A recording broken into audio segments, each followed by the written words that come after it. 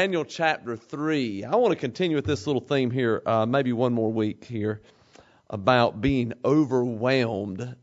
Just the way our society is nowadays. I don't know, maybe it's always been this way, but no,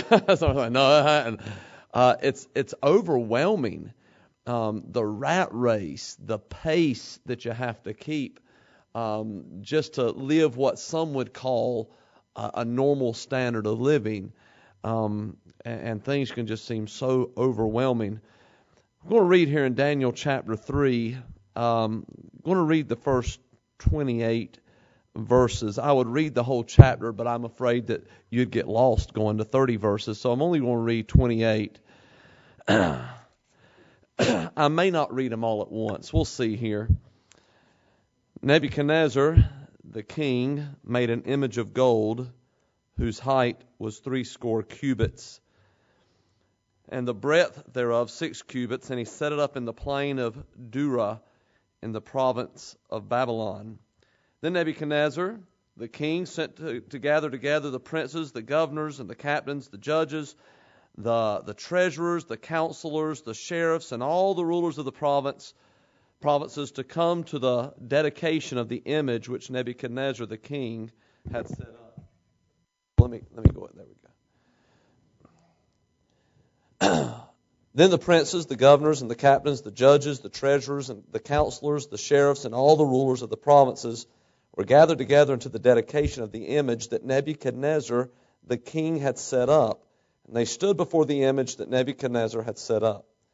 Then a herald cried aloud, "To you it is commanded, O people, nations, and languages, that at what time ye hear the sound of the cornet, flute, harp, sackbut, psaltery, dulcimer, and all kinds of music, ye fall down and worship the golden image that Nebuchadnezzar the king hath set up.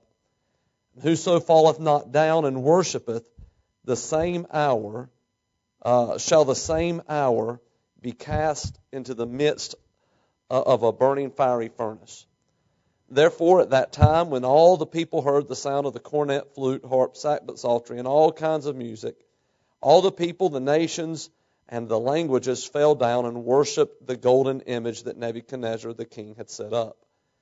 Wherefore, at that time, certain Chaldeans came near and accused the Jews. And they spake and said to the king Nebuchadnezzar, O king, live forever. Thou, O king, hast made a decree that every man shall hear the sound of the cornet, flute, harp, sackbut, psaltery, and dulcimer, and all kinds of music shall fall down and worship the golden image. And whoso falleth not down and worshipeth that he should be cast into the midst of a burning fiery furnace. There are certain Jews whom thou hast set over the affairs of the province of Babylon, Shadrach, Meshach, and Abednego. These men, O king, have not regarded thee. They serve not thy gods, nor worship the golden image which thou hast set up. Then Nebuchadnezzar, in his rage and fury, commanded to bring Shadrach, Meshach, and Abednego. Then they brought these men before the king. Nebuchadnezzar spake and said unto them, Is it true, O Shadrach, Meshach, and Abednego? Do not ye serve my gods, nor worship the golden image which I have set up? Now if ye be ready, that at what time ye hear the sound of the cornet, flute, harp, sackbut, psaltery, and dulcimer, and all kinds of music, ye fall down and worship the image which I have made, well. But if ye worship not, ye shall be cast the same hour into the midst of a burning fiery furnace. And who is that God that shall deliver you out of my hands? Now, let's pause right there for just a minute and tell you what. You remember for me to pick up at verse 16, okay, when I'm ready to pick up here. If ever there was anybody that had a reason to be overwhelmed, I'd say these three guys right here. I mean, man, they were in a pickle here, folks. Things had gone from bad, they had been taken into captivity, to good. God had blessed them. They had been taken into captivity. They were taken from their home into a foreign land. They were elevated to a place of prominence and power. That's a good thing. Then they were arrested for not bowing down to the golden image. That's a bad thing. Then they were threatened with death by furnace. That's a really bad thing. Yet somehow, in the middle of all those circumstances, these guys here, Shadrach, Meshach, and Abednego, somehow it seems kept themselves from losing their cool. There's no recording here of them having a panic attack. There's no recording here of them just wigging out. There's no recording here of them bowing down. We get absolutely contrary to that. Somehow, in the midst of these circumstances, and these are some overwhelming circumstances. Have you ever noticed, usually it's not one thing that overwhelms us, it's usually a series of things. You know what I'm talking about? It seems like, you ever get into that cycle of life where something bad happens, and then it's followed by something bad, and that's followed by something bad, and you think, well, it can't get any worse, and it does, and something bad, and you think, my goodness, this is just overwhelming. And that's what's happened here in Shadrach, Meshach, and Abednego's lives. They were taken from their land. They were taken captive. They saw their city destroyed. They were taken captive. Yet when they got into this foreign land, God favored them. And they were able to gain a place of position, power, some prominence. But then the bad started happening again. The king issues a decree. When you hear the sound of the music, you got to turn towards the plain out there in Dura, and you've got to bow down to that statue that I've made. If you don't, you're going to be cast into a burning fiery furnace. Now look, that's something to get a little bit stressed over, don't you think? Hey, it stresses me when I'm going down 117, and in my rearview mirror, I see some blue lights flashing. And immediately I look down at the speedometer, not speeding, and I'll think, well, what have I done? Why am I so guilty feeling? Probably because I've been doing something. But I'll think, oh, no, and here comes the police cars coming up behind it. Oh, man, this is terrible. What in the world have I done now? And then he passes by, and as if he had pulled me over, my world would have been over. Now, if I get that stressed, anybody else get stressed like that when you see the blue lights flashing? Okay. And it's even more stressful when you pull over and they don't pass you. That's when it's really stressful. But imagine here now, you hear this law. When you're out in public, even if you're in public, and you hear this music, you have to turn and bow and worship this image that I placed out there in the plain for all of us to see. If you don't, we're going to throw you in a fiery furnace. That seems like it could be a little overwhelming. But it didn't stop there. I mean, sure, the pressure's on now. Boy, what if we're out and about and the music plays? Well, sure enough, they're out and about. And the music plays. And the Bible says everybody from all nations, all tongues, they turn towards that image, they bow down and worship, but not these three guys. As a matter of fact, many of their peers probably did. They probably bowed down. They were, oh man, this is terrible. We've been taken captive. Now we've got to do this. And you know what? I'm going to bow on my knees, but not in my heart. I'm going to act like I'm worshiping this God, but I'm really not. They caved, they bowed, and they may have been looking at Shadrach, Meshach, and Abednego. Hey, guys, you need to bow. You're going to be killed if you don't. They stood. Well, now there's the pressure of looking over your shoulder. When's the king's guards going to come get me? Finally, the king's guards do. Now listen, that overwhelmed, it means, listen to the definition here, to bury or drown beneath the huge mass. Defeat completely. Give too much of a thing to someone to inundate. You ever felt like life was doing that to you? It was burying you? You ever felt like something in your life you were just going to drown beneath it? If you've never been there, you ought to thank God every day. Because there's a lot of us that are in and out of that stage of life. Usually, as I said, it's not one thing. It's often a chain of events or circumstances. Sometimes it seems that we're about to be crushed under the weight of pressure, disappointment, pain, sickness, loss, you name it. So there's the pressure to bow down. Look at in verses 5 through 7. Okay, let's look here. 5 through 7, we see that the king, I won't read it, we'll just see here. This is where the king issues the decree. If the music plays, you must bow down. So we see there, the pressure begins. The penalty for not bowing down was death by furnace. Everyone, it seems, bowed down except these three. And if others were, maybe they didn't get caught. In verse number 8, we see that the pressure increases. The three Hebrews, they refused to bow down. They're put on the spot. They're put to the test. They were standing alone in the midst of a lot of others that should have been standing alone with them. In verses 13 through 14.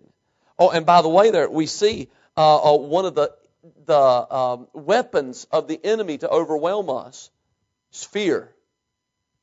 And boy, the devil will use fear. This world will use fear.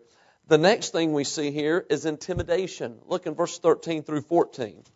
In verses 13 through 14, then Nebuchadnezzar, in his rage and fury, commanded to bring Shadrach, Meshach, and Abednego. Then they brought these men before the king. Nebuchadnezzar spake and said unto them, Is it true, O Shadrach, Meshach, and Abednego, do ye not serve my gods, nor worship the golden image which I have set up? Now look, remember that verse 13 there, said he was in a rage, in a fury. You ever had anybody mad at you in a rage? Anybody experienced that? I mean, they're in a rage at you? Miss Swenson, don't air out your dirty laundry here, okay? No, I'm teasing. Hey, I've had somebody mad at me before in a rage. And that's kind of a pressure position right there because you think, okay, either I need to run or I need to hit them as hard as I can. But I've got to do something here. So he's in a rage. The pressure is added to pressure. Now there's not only fear, there's intimidation. Can you imagine as they're brought before Nebuchadnezzar, this great, powerful king? He's in a rage. He's in a fury. His face is red. He's sweating. And he says, Shadrach, Meshach, and Abednego, is it true that you will not worship my gods? He begins to intimidate them. Verse number 15. The pressure's approaching a dangerous level now. The king offers them a proposition. If you're ready, when you hear the music, I'll let you bow down. I'm going to give you another chance. Now he begins to manipulate. I'm going to give you another chance here. I'm going to let you live if when the music plays, you bow down. If you do not, we're throwing you in the furnace. And maybe that king says, boy, I've got him now. I'm here face to face. I'm the king, the great Nebuchadnezzar. Nobody says no to me. Surely they're going to cave. They decided, look at verse 16 through 18. This is where we left off, right? Shadrach, Meshach, and Abednego answered and said to the king, O Nebuchadnezzar, we are not careful to answer thee in this matter. If it be so, our God whom we serve is able to deliver us from the burning fiery furnace, and he will deliver us out of thine hand, O king. So we see the pressure began, then it increased. Pressure was added to pressure. It was approaching dangerous levels. Now here in my notes I have, boom, the king explodes. It all blew up. It all fell to pieces. It all came unraveled. The king's wrath came down on those three like a flood.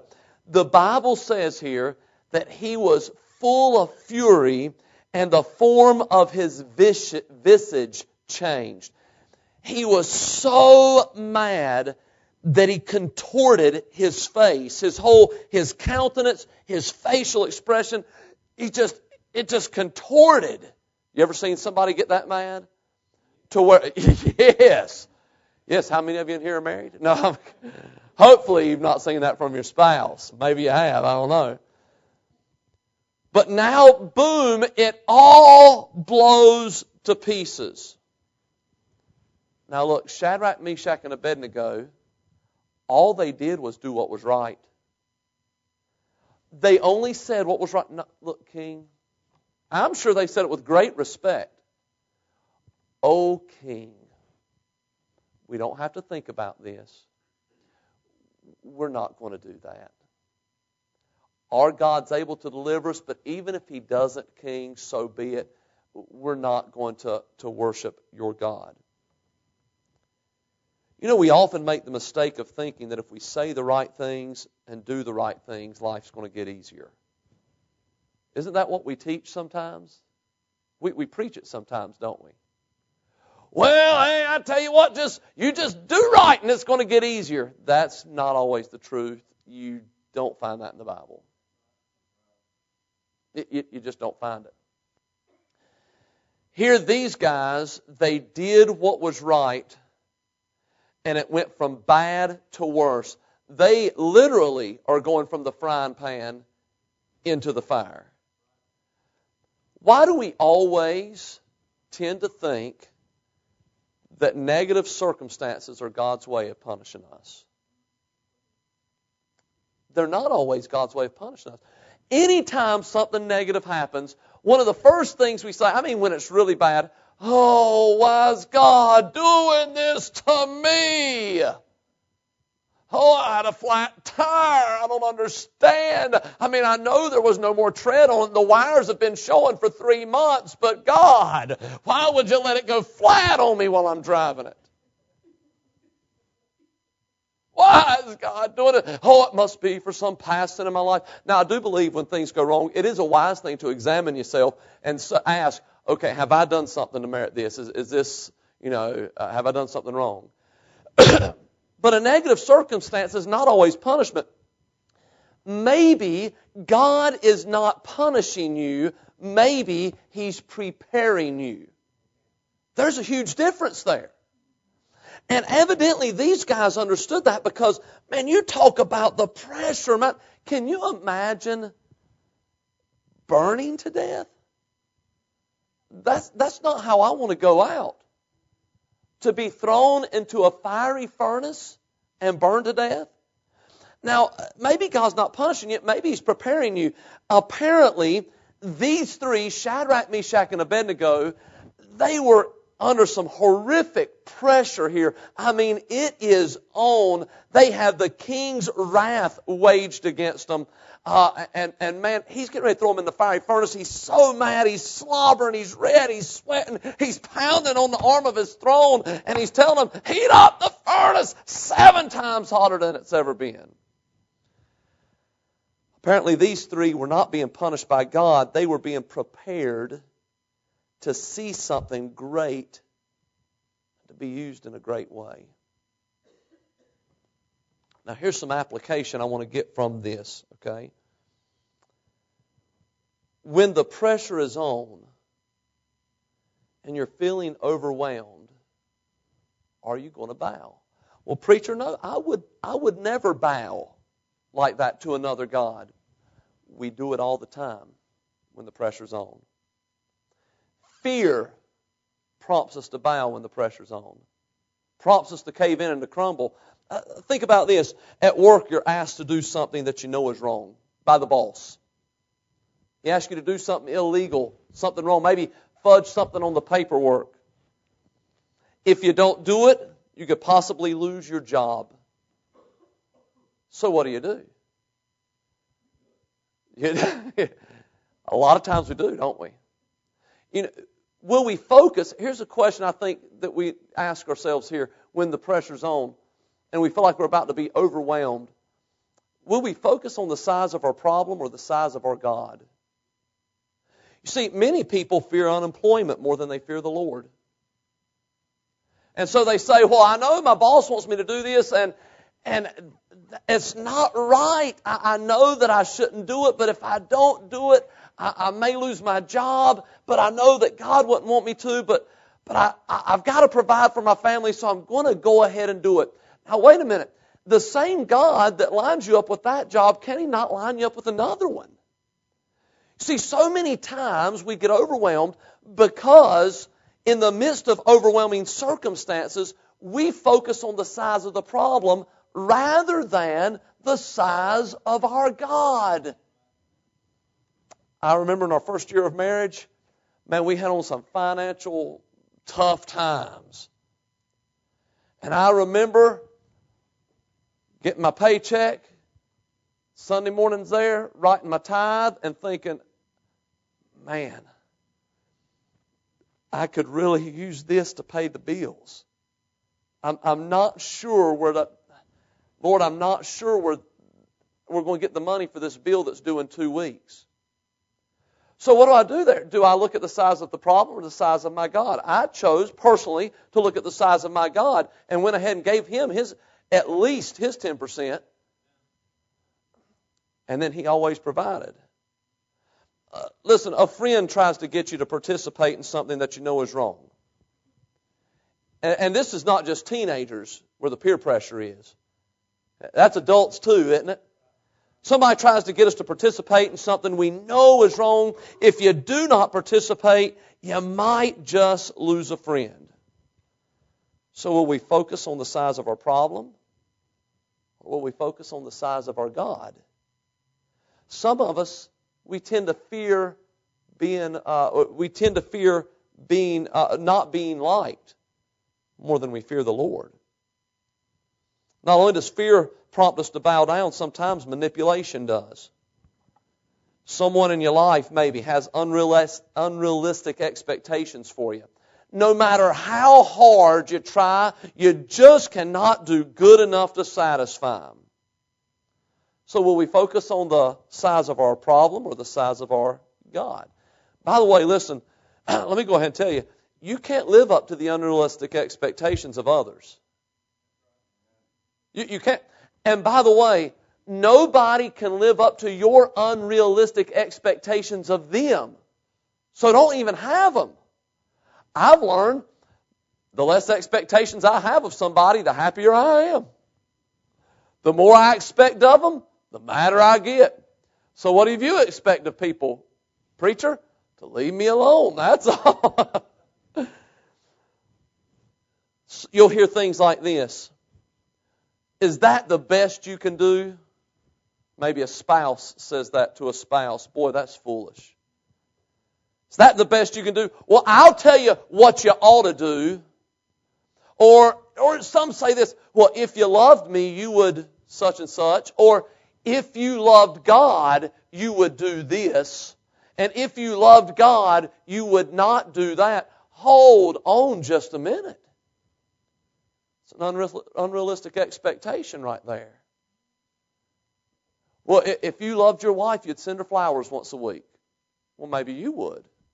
I love my wife, and so I help wash dishes, and I strip wallpaper off the walls, and I just let her be married to me. And, what more could she ask for? Right. Here's an unrealistic expectation, for instance. We try to manipulate people. When a husband or a wife expects their spouse to meet all of their needs, that's unrealistic. Can't do it. Look, I don't expect my wife to meet all my needs. She is human. There's needs she can't meet. Only Jesus Christ can. To expect them to do things just the way I would do them, well, I'm probably the only one that would do it the way I do it. And it's a good thing, or there'd be a whole lot of things messed up around here. If we're not careful, we see this even in church. And even in church, we can cause people to have a sense of being overwhelmed. We feel like, for some reason, we have to put on a holy exterior to cover up what's really going on inside. Now listen, that's not right. Somebody shouldn't have to feel like they have to come here and fake it. Church needs to be a place where it's okay to not be okay. Now, I don't mean come in and flaunting sin and that sin's okay. but to know that person is struggling, it should be okay for them to come in and let us know, hey, brother, I'm struggling. Sister, I'm struggling. Hey, look, I've been working in the world all week, and some things from my past have been on my back. I'm overwhelmed. I feel like I'm being drowned here by the world. I feel like I'm being drowned by my own desires. Look, hey, would you throw me a lifeline? Hey, would you grab hold to me? Would you help me? Intimidation prompts us to bow. Look, I know of a church where a pastor would keep people in check by accusing them of being disloyal if they didn't do something just right. All that is intimidation.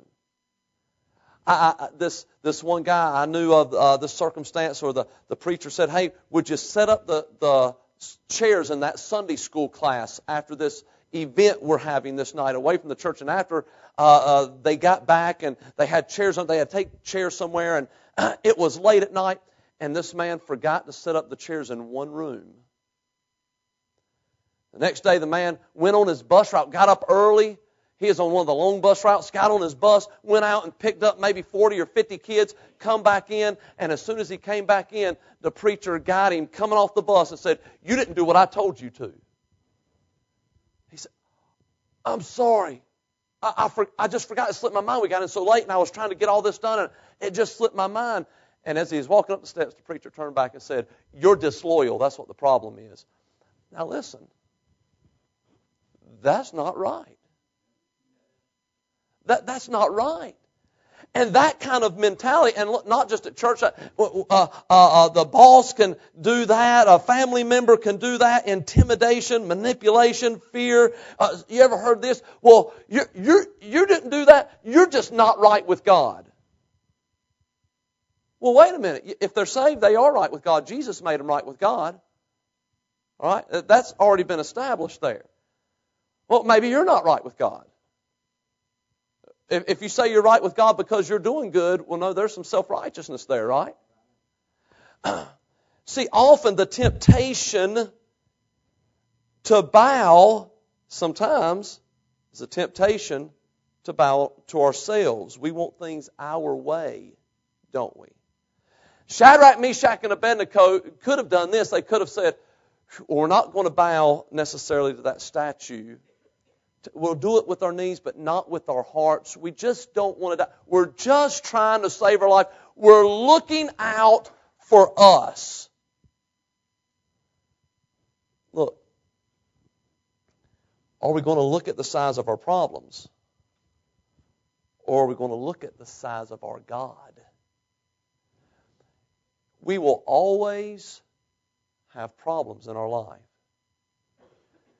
Fear will prompt us to bow. Sometimes that bowing is not bowing to a God. Sometimes it's just, okay, I'm just giving up. I'm just giving up. Okay, I'm going to do it my way. I'm going to take the reins here. You know, sometimes we doubt the holiness or the goodness of God because He doesn't do what we want Him to do. You ever done that? Well, I don't understand why God's allowing this to happen. I've been praying about it, and He hasn't answered my prayers. Well, maybe He has. It's not the way we wanted it answered. Do you think these three guys didn't at some point say, Lord, help us out of this mess? And they were thinking, help us to not have to go into the fiery furnace. I'm sure they weren't thinking, once we get in there, keep us safe. They were more likely saying, Lord, would you please keep us out of this? It's at those times when we doubt His holiness or His goodness because He doesn't do what we want Him to. It's at those times, you know what we've made our focus of our worship? Ourself instead of God. When we're feeling overwhelmed, often it's because we're looking at the size of our problem, and that's not to minimize the problem. Look, Shadrach, Meshach, and Abednego, there's no way to minimize their problem. It was a legitimate problem. Okay? The king got so mad, he got some of his best soldiers, tie up Shadrach, Meshach, and Abednego. You, my best soldiers, they've heated the furnace up 7 times hotter. You run, throw them in. And it was so hot that as they threw them in, the flames came out and killed the soldiers. It was a real problem. Don't you know, Shadrach, Meshach, and Abednego, they not only saw the fury of the king, they felt the heat of the furnace before they ever got near it. So our question here is, will we focus on the size of our problem, or will we focus on the size of our God? Preacher, I have cancer. There's no way to minimize that, is there? That's a legitimate problem. That's a legitimate concern. But focusing on how big it is doesn't make it go away, does it? And it can overwhelm us. The more we dwell on it, the bigger it gets, doesn't it? You ever notice that? When you have a problem, the more you think about it, the worse it gets in your mind. That's right. Man, it makes it just worse and worse. And before you know, look, you can go to the doctor, and the doctor says, look, you have an infected, ingrown toenail. Come back tomorrow. We're going to have to cut it out. You go home, and man, that thing, it starts hurting more, doesn't it? And it starts looking worse, and you start saying, honey, look, is that looking worse to you? I mean, it's looking more red to me. And look, it even feels hotter, doesn't it to you? And boy, it's just looking worse. And, you know, I think is that a red line coming up my foot? I think, could that be blood poisoning? I think, is there a red line coming up here? And you know what? Oh, man, it's starting to hurt up into my thigh. And honey, just lay down and go to sleep. Lay down and go to sleep. You think, man, that infection, somehow or another, is going to cause a blood clot in my foot, and that's going to travel to my heart, and that's going to give me a heart attack during the night, and I'm probably going to die before I ever go tomorrow to get that thing fixed. Isn't that how it works? Somebody say yes, or I think I'm strange. Because that's how it works for me. Make a mountain out of a molehill. Hey, man, I can do it. I can make a mountain out of a molehill. We start looking at the size of our problem. We say, oh, man, this problem is so big. And we get so focused on the problem that we let the problem drown us. All the while, a God that's bigger than all of our problems is saying, hey, just reach up right here. Hold on to me. We want God to take us out of the circumstances. But that's not always what He wants to do. He wants sometimes to lead us through the circumstances because He is preparing us.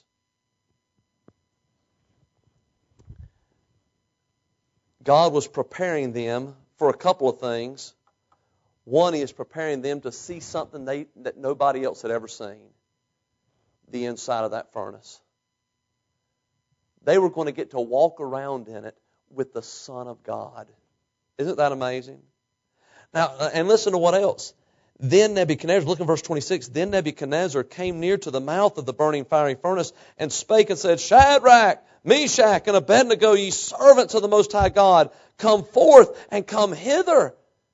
Then Shadrach, Meshach, and Abednego came forth out of the midst of the fire, and the princes and the governors and the captains and the king's counselors, being gathered together, saw these men upon whose bodies the fire had no power, nor was an hair of their heads singed, neither was their coats changed, and the smell of the fire had passed on them. Then Nebuchadnezzar spake and said, Blessed be the God of Shadrach, Meshach, and Abednego. This is the same man that before was saying, hey, you've got to worship my gods. Now he's worshiping their God. All because they did not allow themselves to be overwhelmed and to bow under the pressure. Listen, there are all kinds of things in this life will pressure you. If you let it, if you get your mind on the problem, rather than on the Savior. So my question for you tonight, simple question, simple thought. Will you focus on the size of your problem? Or will you focus on the size of your Savior? And let Him help you through the problems. Bow your head and close your eyes, please. Lord, you truly are a wonderful